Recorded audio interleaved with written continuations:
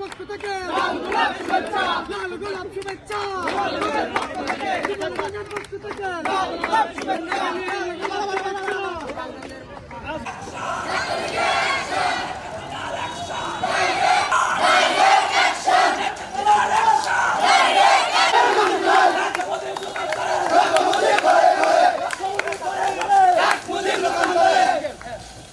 আমাদের জন্মদিন সে বলে তোমরা কলেজ ক্যাম্পাসে আন্দোলন পরিবেশ রাস্তাঘাটে যাচ্ছে।